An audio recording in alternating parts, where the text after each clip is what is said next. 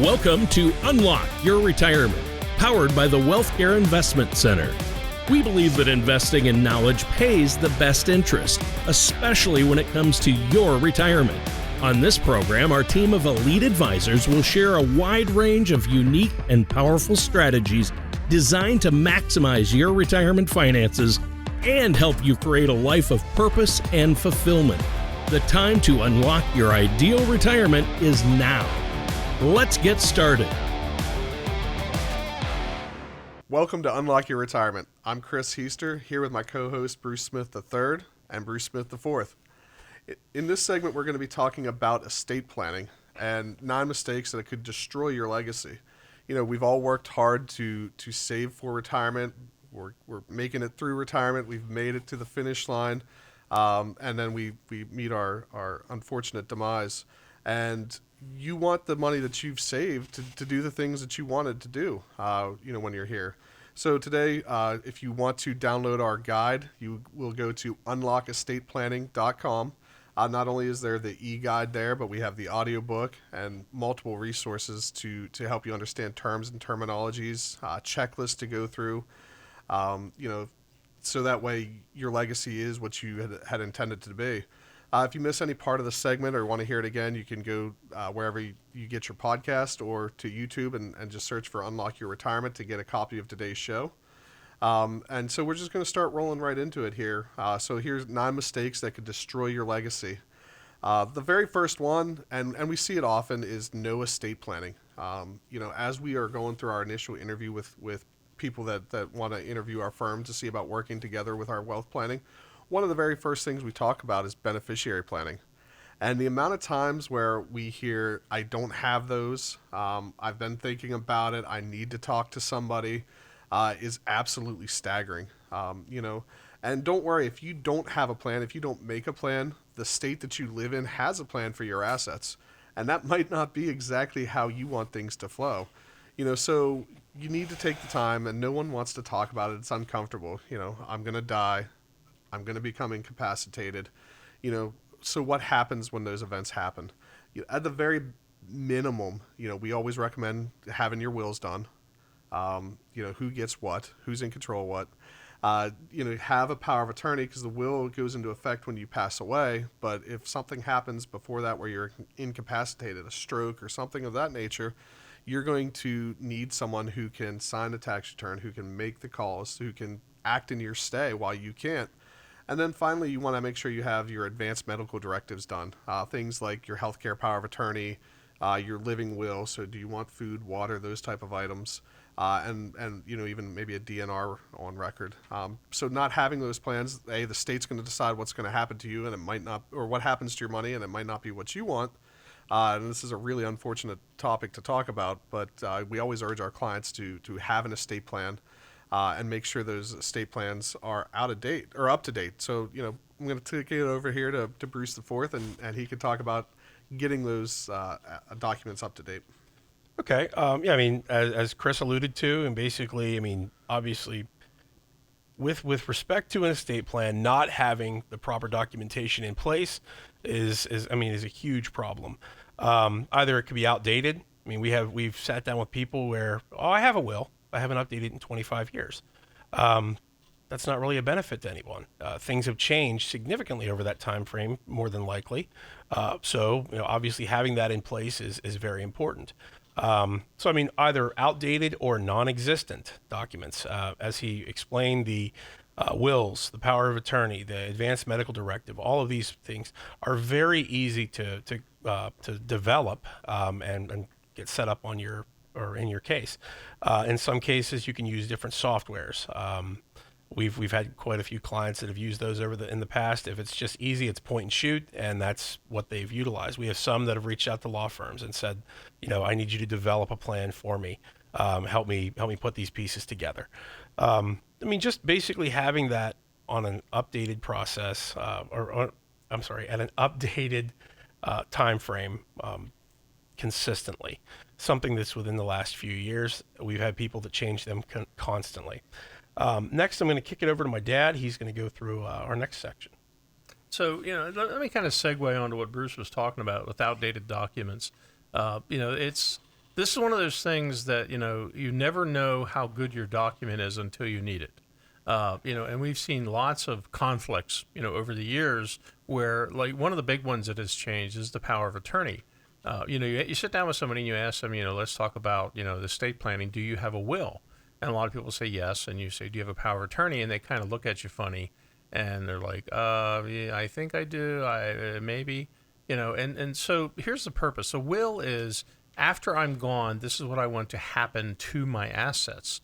But the power of attorney is, you're still here and you're incapacitated. You've been in a car accident, you have a stroke, whatever it is that, you can't do those things that maybe you take care of. And a lot of families, we find that, the spouse that takes care of has that health event. The other spouse is shocked that they can't file the taxes. They can't go in and check on insurances or IRA account values, or set up a withdrawal or get money from an account that is an IRA. So the power of attorney is a very important thing, because it's basically who can act in my stead if I'm incapacitated.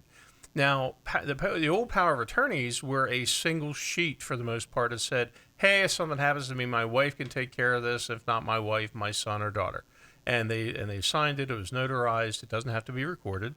But in today's world, if you present that, which was a valid power of attorney when it was created, you present that to a financial institution, a lot of them will not accept that, because now the current power of attorneys have about 22 different items on them where it's like, I'm authorizing my power of attorney. They can do, they can check on my insurance. They can reference my retirement account. They can do this. They can do that. And it's spelled out line by line. And you initial each one of those that you're empowering that person to do, only if you're incapacitated. So, and you might, and a lot of times the differentiation there is, no, they can't sell my house. I'm in a coma. No, you can't sell my house and move to Boca. That's not going to be allowed. Or you may let them do that. It's up to you. So having the right documents, the will is important. The power of attorney is important. The living will, which is, my healthcare directive. If I'm in a healthcare situation, Chris alluded to a DNR, do not resuscitate. That is what that is. So, and not having that healthcare directive is is a terrible thing, because, if you're a baby boomer, and you go to the hospital, one of the questions they ask now at the doctor's office, the hospitals, do you have a DNR? Do you have an advanced health directive? Do you have these things? So, who is that person that we should contact in case something goes wrong, or if you become incapacitated and can't communicate to us, or whatever the case may be? That's not the time to find out that you don't have it, or you have it somewhere put away where you have one, but they can't access it. So, it's hard for people to let go of their private affairs and involve other people. One of the things we do very well at WealthKare is, the system we use for our retirement planning and financial planning, we actually have a secure vault that's encrypted digitally that allows our clients to have those records. And if for example, their son or daughter has power of attorney or is listed on their healthcare directive, if that person needs a copy of that, we can actually click and go into that secure vault and provide them with a copy. Or you can provide that information to your son or daughter saying, hey, if something happens and you need this, here's where you find it. And in today's world, everybody's got a phone. They can pull it up on their phone and show the doctor right there. Here it is. Here's the information you need. Or if it's the power of attorney. Power of attorney, they're going to want to see that it's notarized. It's going to be a little more involved. So, it's important to have the healthcare directive more than ever before, because we're living longer. But, I think most of you out there listening, you're realizing that little black book you used to carry around that had the hot date telephone numbers and addresses now has the telephone numbers and addresses of your doctors. So the advanced medical directive is a big deal. The next item, that kind of ties in with that, I know I'm taking up a lot of time here, guys, but this is really important stuff. And, I'm the one, that's older, so it's probably more important. But is Executor, is if something happens to me, who do I want, taking care of my stuff? Now, if you're married, typically your spouse you have what's called an I love you will. If it's mine, it's hers. If it's hers, it's mine. And then only if we're both gone, if God forbid you're killed in a car crash or something like that, a skiing accident in Switzerland or whatever the case may be, who is the person who's going to take care of your affairs? Who's going to make sure that bills are paid off, your final account bills are paid off, the disbursement, basically what happens to the house, what happens to certain belongings, maybe special bequests or wishes that you had for, your art collection, your gun collection, your coin collection, whatever it might be. Who is that person? One of the things our clients often ask us is, who should I make my executor? I'm making all my kids my executor together. We really rail against that because, it creates a problem that can get very costly because unless they all agree 100% all the time on everything, if they disagree on something, that ends up getting an attorney involved and having to sort things out with a cost. And that's a cost that you really don't need. It's not about how much you love one of the children or whatever. It's basically who's best suited to do the job. And if you need help with an attorney, we're able to recommend attorneys that we have experience with, that we've had good experiences with. So again, as we wrap up this segment on the estate planning, you can go to unlockestateplanning.com to get your free guide, everything we're talking about today, and a lot more resources. You can listen to us on our podcast or the YouTube channels for Unlock Your Retirement. Give us a call at 888-888-5601, or if you'd like to schedule a 20-minute discovery call, just go online at discoverunlock.com and schedule that call. We'll be glad to talk with you. Thank you for joining us on Unlock Your Retirement, powered by the WealthKare Investment Center. Ready to take the next step? Download your free ebook at unlockfreebook.com and learn how to reduce market risk, lower your retirement taxes, and maximize your lifetime retirement benefits. For expert guidance, connect with one of WealthKare's elite advisors by calling 888-888-5601 or visit unlockyourretirement.com.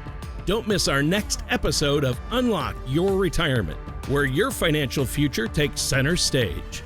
And now the part that the attorneys love. Fee-based financial planning and fiduciary services are offered by WealthKare.com Inc., a Pennsylvania-based investment advisor. Tax-free refers to federal income tax treatment only and may not apply to state, local, or specialized taxes. Tax impact varies by individual and should be considered before transactions. Case studies are hypothetical and do not guarantee results. Recommendations are based on each client's unique data. WealthKare and Bruce Smith are not affiliated with the Social Security Administration or any government agency. All content is informational and should not be used for financial decisions. Unauthorized use is prohibited.